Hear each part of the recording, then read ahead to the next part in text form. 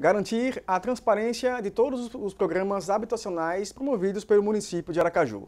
Esse é o principal objetivo do projeto de lei 151/2017, de autoria da vereadora Emília Corrêa, que obriga a divulgação por parte da Prefeitura da lista das pessoas inscritas no cadastro habitacional, além das que já foram beneficiadas. Esse é o tema que iremos debater no programa de hoje. Não saia daí, porque o Pra Discutir já está no ar.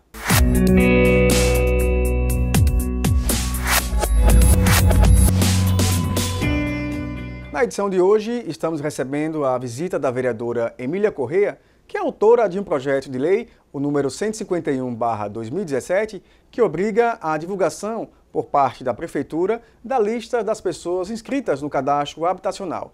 Além disso, ela também pede que seja divulgada as pessoas que já foram beneficiadas. Vereadora, seja bem-vinda aqui ao nosso programa. Como surgiu a ideia desse projeto? Então, Bruno, é da necessidade, primeiro, do nosso trabalho, né? Do nosso trabalho como defensora pública. Muitas ações que chegam na Defensoria Pública, inclusive no Núcleo de Moradia, é exatamente por conta da falta de transparência, de publicidade dessa relação, desse cadastro. Então, outros problemas que surgem também na Justiça, isso foi, inclusive, fortemente um dos motivos que nos levou, é que a gente nunca sabe se aquela pessoa já foi beneficiada, se não foi beneficiada, e que controle é esse, né? Além do que, tem aquelas outras que às vezes têm aqueles pedidos e acaba atrapalhando quem verdadeiramente seguiu a inscrição, tudo direitinho.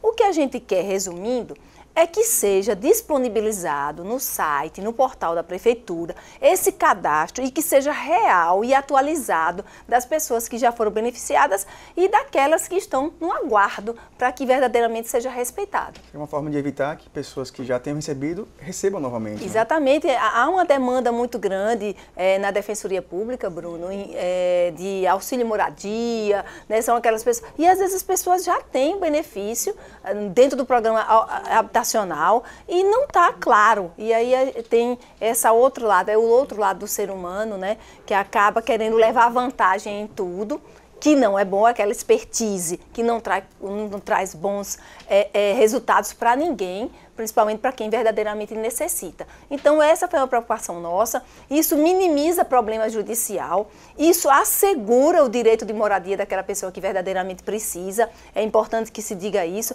direito de moradia, a casa é o asilo inviolável, mas tem gente que anda na contramão, querendo negociar, comercializar, ganhar um pouco mais, e é ruim também, logicamente, para o executivo, é ruim para a Prefeitura e é ruim para quem verdadeiramente tem o direito. Além disso, ainda tem pessoas de outros estados que, quando ouvem falar que a Prefeitura vai distribuir casas, se dirigem para aquela localidade para tentar receber essa moradia, o que acaba tirando a vaga de quem realmente precisa. Seria também uma forma de ter esse controle. De ter esse controle. O cadastro já é um controle. Por exemplo, você ser acessível, você simplesmente entra no portal da Prefeitura e vê lá o cadastro atualizado.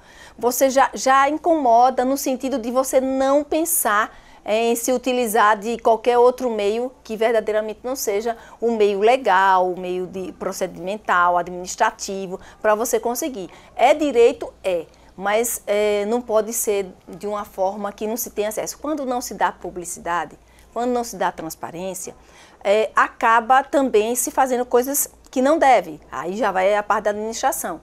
Ora, tem uma relação aqui de gente que fez a inscrição. Mas chega um pedido de alguém, aí o executivo, às vezes, politicamente querendo atender, passa na frente de alguém que está no aguardo ou de alguém que nunca foi beneficiado. Então, esse foi o nosso cuidado em relação a esse assunto, sabe? Tem questões que devem ser respeitadas e um dos princípios da administração que deveria ser mais respeitado é o da transparência e da publicidade, porque um tem a ver com o outro. Agora, a Prefeitura, ela não tem uma lista das pessoas que já receberam? A grande questão é essa, várias gestões por aí e as demandas judiciais acontecendo por demais nesse sentido, sabe, Bruno? E sempre naquelas questões, pessoas que já tinham sido beneficiadas, que estavam negociando, que estavam pedindo auxílio moradia. Nesse projeto, inclusive, relata que tem que dizer quem todos os dados da pessoa, não precisa ser dados privados, mas nome completo, o endereço, tudo de forma atualizada. As famílias, por exemplo, se for uma família em união estável, tem que relatar isso. Para quê? Para se controlar, porque união estável, marido e mulher, exemplo disso, marido e mulher, se alguém recebeu daquela união estável, o outro já tem esse benefício, não pode chegar, olha, eu entro com você, entra no seu nome, e depois eu vou sozinho e entro e fica com duas, uma a gente mora, outra a gente aluga. Não pode mesmo, que é para atender quem precisa. E de forma, logicamente, não tem. E quando tem, não é atualizado. Aí dá aquela confusão tremenda. E o déficit de moradia aqui em Aracaju ainda é alto? É alto o déficit aliás, o direito à moradia ainda é uma coisa que se precisa levar a sério e respeitar o cidadão que tem esse direito. Nesse projeto também, que na verdade já foi aprovado, graças a Deus, foi aprovado, a gente está esperando que o prefeito venha sancionar, eu espero que ele não deixe de sancionar no seguinte, que é direito, e quando um veto vem porque um projeto é de transparência, a leitura não é boa, se um executivo que não quer transparência. O projeto, inclusive, prevê 15%, assegurando 15% desse cadastro para pessoas idosas ou que tenham doenças graves, também é assegurado 15%, exatamente para que essas pessoas não fiquem de fora e que elas precisam mesmo, de verdade. E como é que foi a discussão no plenário aqui com os colegas? Como é que eles receberam essa ideia? Nesse projeto, aliás, todo projeto que a gente tem trazido para essa casa esquenta muito o plenário, né? A gente conseguiu a aprovação. Não teve tantas discussões quentes, porque seria muito feio, embora seria muito feio no sentido porque o projeto trata de transparência, né? Embora teve emendas minhas em relação à transparência, que esquentou do mesmo jeito e a gente estranha isso. A gente estranha isso porque, na verdade, uma das coisas que o ente público e a figura pública e o político precisa demais deixar claro é que tudo seja transparente, porque não é nosso, não é de Emília, não é de outro vereador, é do povo. Tudo que nós estamos fazendo aqui é exatamente para as pessoas. Então, elas precisam ter acesso às informações e de informações seguras, atualizadas e completas em relação a isso. E quando o projeto é colocado em pauta, ele torna-se de todos, né? Exatamente, é assim que deve ser. Analisar o contexto, o conteúdo do projeto. Se um vereador, às vezes, não simpatiza muito com um outro vereador, não pode dizer não ao projeto porque o autor é fulano. Não, analise, porque aquele benefício não é para o autor, né? É para a população. Todo projeto de lei tem que ser votado observando o conteúdo, o assunto, porque não é para nós, é para o povo. Se não for assim, aí não tem muito sentido estar representando o povo, né? Então, esses são aspectos assim importantes. Ok. Nós vamos para uma pequena pausa, mas não sai daí, porque no próximo bloco a gente vai ver a reação da população sobre esse projeto. Nós voltamos já já.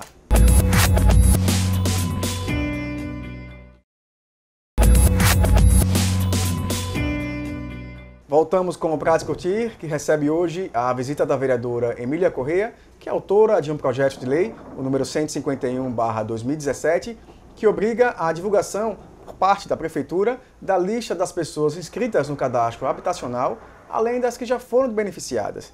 E antes de continuarmos com a entrevista, vamos acompanhar como a população recebeu a ideia do projeto. A Emília Correia criou um projeto de lei que obriga a Prefeitura a trabalhar melhor o cadastro dos programas habitacionais, né, evitando que pessoas que já receberam casas possam receber novamente, organizando os dados. Se realmente for da forma que você está falando, se proceder essa informação, eu acho justo, né? Porque quem já recebeu, acho que não tem que receber de novo, tem que dar oportunidade para outras pessoas que ainda não receberam. Esse é que deve ser o caminho, não dá aleatoriamente porque o vereador é eleitor, é cabo eleitoral, mas sim em cima da necessidade social do cidadão. Nada a declarar, meu amigo, aí tá tudo errado. Ela está certa. Ela é maravilhosa, uma moça inteligente, sabe o que quer para beneficiar o povo de Aracaju. Vereadora, a população aceitou bem essa ideia do projeto, né? Graças a Deus, né? Porque verdadeiramente vai beneficiar, vai dar segurança. Como eu tinha falado, uma das coisas que acabou motivando para que a gente estivesse protocolando esse projeto foi exatamente as confusões trazidas para a via judicial, e a Defensoria Pública recebia muito exatamente de pessoas que às vezes já tinham um, tinha outro, tá? E isso é que vem dar essa segurança, a segurança de dados, a segurança de a importância disso aí é que vai fazer a diferença. Eu achei interessante aquele senhor que disse que não tinha nada a declarar, né? Mas talvez ele não tenha compreendido, porque esse é um projeto que certamente é de favorecer quem está correto. Quem já recebeu não deve receber, e quem não deve negociar. Isso protege aqueles que vão chegar, que não tiveram ainda. A senhora colocou no projeto a destinação de 15% das vagas para deficientes, não, para idosos, pessoas com doenças graves, e também tem para deficientes e negros. Isso, para deficientes e negros, né, pessoas com deficiência, melhor dizendo, que é assim que a lei se reporta, e para negros e famílias que já tenham sofrido algum tipo de intervenção no Conselho Tutelar, exatamente para assegurar e existe uma vulnerabilidade maior em relação a essas categorias. Então, a gente, para poder diminuir a desigualdade, nos preocupamos com isso também. É de suma importância todas essas questões, porque, veja, o direito à moradia, a casa, é o sonho, na verdade, Bruno, de todo mundo, é ter sua casa própria, é ter sua moradia, é sair de aluguel, né? E isso, o projeto, ele vem endossar quando ele cerca aqueles riscos de pessoas que ficam com 2, 3 e outras sem nenhuma. Então, eu achei que essa foi, digamos assim, numa linguagem bem popular, uma bola dentro, né? E a gente vai ficar sempre atento para estar defendendo os interesses e os direitos das pessoas. No caso dos idosos, ainda é grande o número de idosos sem moradia? Ainda é grande, Bruno, e eles são muito vulneráveis, sabe? Eu recebo, por exemplo, na Defensoria, nos meus atendimentos, situações de pessoas idosas que tinham, por exemplo, moravam em uma casa, vendeu a casa, fora do programa, tá? Aqui, em relação ao projeto, moravam numa casa, vendeu aquela casa para adquirir uma coisa maior, casal de idosos. Resultado, comprou a um estelionatário. Aí pense a vida desse casal. Aí nos procurou exatamente para ver se dava para reverter, mas não tem como, porque a pessoa some, né? Ela pegou, vendeu alguma coisa que não existia. O dinheiro da venda da casa que existia para aqueles idosos, ele investiu numa coisa que não estava, ele foi enganado. E aí ele até falou assim, nunca vou esquecer. Até caiu num golpe. Então tenha muito cuidado, principalmente os idosos. Ele disse, olha, doutora, perdi meu dinheiro, perdi minha casa. Aí ele, inclusive, estava desesperado, mas se eu encontrar essa pessoa, eu vou tirar a vida dessa... E não é por aí também. Porque aí complica mais a vida ainda. Mas eu sei do sentimento desse senhor, como é difícil. A senhora chegou a sentar com alguma entidade para discutir esse projeto? Não, a Defensoria me passou os dados, né? Os defensores, exatamente ali do núcleo de moradia, tinham tantos e tantos dados, e a gente constatou isso, não só que era um problema social, né, que diz respeito ao direito da moradia e extremamente desequilibrado, né, essa situação. Isso nos chamou a atenção e aí a gente já em contato com os fatos, com os processos existentes com relação ao assunto e as matérias jornalísticas que muito evidentes. Então, isso é suficiente. Isso é até bom, boa a sua pergunta, Bruno, porque muitas vezes a gente, quando vai fazer um projeto, há uma pergunta, com quem sentou? Tem coisas que são públicas, que são evidentes, que se alguém te procurar em relação àquilo, é igual o promotor, que muitas vezes não precisa ser procurado. Ele, de ofício, a lei fala muito esse termo, de ofício ele pode provocar uma situação, porque é pública, é notória, e esse é um assunto que era público e notório, além do mais, no ambiente da Defensoria e da Justiça. Okay. Nós vamos para mais uma pequena pausa, a gente volta já já.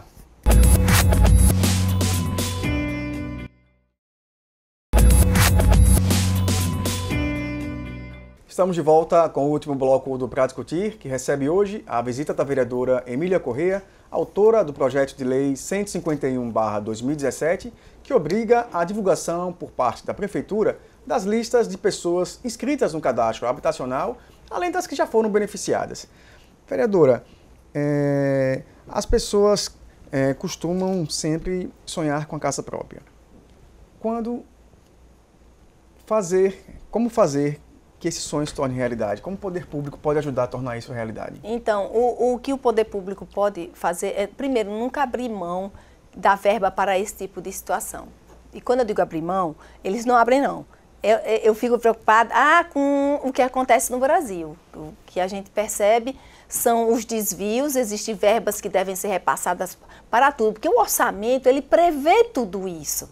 Né? Tem muita coisa, já está ali, não tem como fugir. E ainda há os desvios, e às vezes não, porque não chegou a verba tal, não chegou a verba isso, aquilo, outro. Essas explicações servem para muita coisa. Mas o que o poder público deve fazer é ter o comprometimento de o que for destinado para a moradia, que seja aplicado em moradia, que seja feito no prazo, né, que seja respeitado o cadastro, as inscrições, a lisura, a transparência, porque aí o executivo vai estar dando segurança e vai passar credibilidade para aqueles munícipes que têm o direito, por serem, digamos assim, pobres na forma da lei, por serem menos favorecidos, a ter o direito à moradia. E esse é um direito sagrado.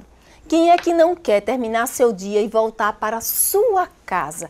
Já imaginou quanta gente, e é um déficit muito grande, que o Bruno tinha puxado aqui, muito grande, que tem muitas pessoas que não têm para onde voltar. Isso. Pode olhar nas ruas, quantas pessoas estão dormindo nas ruas, quantas pessoas estão abandonadas, às vezes porque não tem uma saída, e outras se entregam à droga, que é outro déficit muito grande, sem querer mudar o rumo das coisas, mas é um déficit muito grande. Moradia, a ausência de moradia leva muita gente para as drogas. Para suportarem, estarem na rua, dormindo na rua, eles têm que sair da realidade dele, busca a droga, e é outro problema também, sem solução, porque Aracaju está devendo uma clínica especializada, como Sergipe está devendo. Então, veja, um problema vai encadear em outro problema, e estamos vivendo um outro problema, que é a violência, que aí as pessoas saem de si, e elas ficam violentas, e você pode ser a vítima, eu posso ser a vítima, qualquer pessoa pode ser a vítima. Então, quando se respeita o direito à moradia, já está se, digamos assim, enxugando, evitando outros problemas como a droga. Não que as pessoas que tenham moradia não tenham problema com dependência química, não é isso. Mas é uma fatia desse bolo, também é por causa disso. E como é que tem sido a gestão do prefeito Edivaldo Nogueira sobre a política de habitação? Eu não tenho visto, ultimamente, por exemplo, essa política incrementada, né? A gente começa a ver pelo portal mesmo da prefeitura, a gente começa a perceber pelo portal que o que a gente precisou entrar com uma lei dessa é exatamente para dar transparência, para poder ter esse cadastro, para que aquela pessoa que está na política, aguardando, na política de moradia, aguardando o seu imóvel, a sua casa, tenha a segurança que a coisa está andando devidamente. Porque o que a gente recebe de reclamação como defensora, como comunicadora que sou também, é de que, olha, doutora, está lá e eu não consigo ver, eu não sei, porque a gente está controlando o cadastro, a relação, a gente não tem acesso, a gente não sabe. E fica aquela coisa, entregou a documentação e não sabe. Não, a pessoa tem que entregar a documentação, tem que ter um número para controlar, para monitorar, como são feitos hoje os processos no Tribunal de Justiça. Qualquer pessoa que tem um processo na Justiça, não precisa ser advogado, se ela quiser, ela monitora o andamento do processo, consegue ter acesso. E lá no portal da Prefeitura não temos, por isso que o projeto nasceu também com essa finalidade. E qual o balanço que a senhora faz desse primeiro ano aqui na Câmara de Aracaju? Foi um ano assim, bastante tumultuado, né, de muitas discussões quentes. Vimos e assistimos muitas coisas que, pelo menos no meu entendimento, não foram justas. não foram justas, né?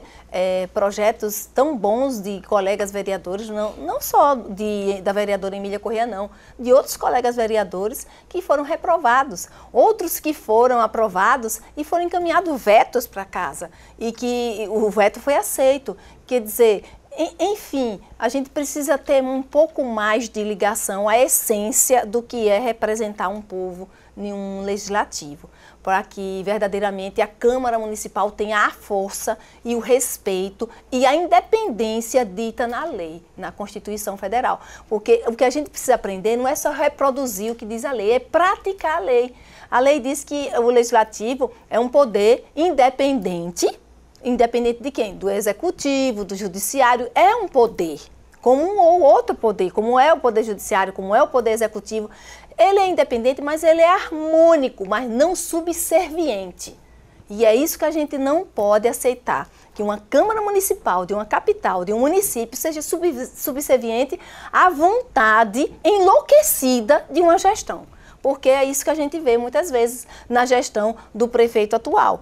São vontades e objetivos enlouquecidos, fora da realidade, porque não diz respeito a uma verdade, sendo endossado muitas vezes pelo Poder Legislativo, que deveria ser independente, e dizer, não é assim não, Executivo, não é assim não, senhor prefeito. Aqui é o seguinte, aqui nós vamos analisar e se for bom para o povo, vai passar, se não for, não passa. Aí eu queria ver... Aí a gente começava, Bruno, a equalizar, a fazer repensar o Executivo. Olha, eu tenho que convencer o vereador, a cada vereador, de que isso é bom para a população. O Executivo tinha que convencer e não impor. E isso é o que eu não admito e jamais quero. A gente tem que estar aqui exatamente cumprindo com o nosso papel de representar um povo. E representar um povo é ser a boca do povo. É a vida do povo, né? O povo está passando dificuldade porque não tem moradia, por exemplo, porque não tem transparência. Então, que tenha. E quem vai defender é como se nós fôssemos advogados contratados pelo povo. Porque o povo contratou a gente através do voto. Aí, quando ele contratou, ele confiou. E nessa de confiar, a gente não pode quebrar. A senhora comemorou muito a aprovação desse projeto. A senhora teve outros projetos também aprovados, ou alguns rejeitados? Como é que foi esse balanço? Muitos rejeitados. Tive muitos projetos rejeitados, lamentavelmente, porque eram bons projetos, né? E que a gente não compreende isso. Projetos, inclusive, de transparências, emendas de transparências que foram rejeitadas, lamentavelmente. Uma emenda, uma coisa de um projeto, de uma emenda impositiva, dando ao vereador, por exemplo, a condição desse vereador participar um pouco das obras. Como? De indicar, dentro do contexto possível, um local, uma localidade para cada vereador, para que o Executivo melhorasse uma escola, construísse uma praça. Seria uma emenda impositiva e era o vereador que diria para o Executivo. E aí, no entanto, esse projeto não passou. A gente fica, lamentando muito, né, que isso não tenha ocorrido, como tantos outros. Mas foi aprovado esse, que é de uma serventia muito grande para o povo, isso me deixa feliz. Por quê? Porque eu sou defensora pública. Então, eu defendo exatamente quem? Quem não pode. Então, quando eu vejo uma lei que vai favorecer a esse povo que a gente defende, já me deixa feliz. É como se eu já tivesse cumprido a missão. O projeto da meia entrada também, os radialistas, jornalistas, publicidade, que foi aprovado aos trancos e barrancos, muita uma discussão coisa. Muito grande. Uma discussão grande, quórum retirado, tanta coisa, mas foi aprovado. Não sei se o prefeito vai sancionar, a gente fica aguardando e torcendo que venha sancionar, porque é uma categoria também que merece esse respeito. Vereadora, muito obrigado pela presença. Bruno, para mim foi uma alegria estar aqui no programa. Parabéns pelo seu trabalho, né? Parabéns pela TV Câmara. A TV Câmara realmente tem feito o seu papel e isso é muito importante. E é isso que a gente quer ver, a nossa casa cumprindo com o seu papel. Obrigado, vereadora. O Pra Discutir de hoje fica por aqui. Lembrando que você pode assistir ao canal Legislativo pelo aplicativo TV Câmara Aracaju, disponível para Android e iOS, ou no site cmaju.se.gov.br. Além disso, você também pode entrar em contato com a gente através do e-mail tvcamara@cmaju.se.gov.br. Obrigado por sua audiência e até o nosso próximo encontro. Até lá!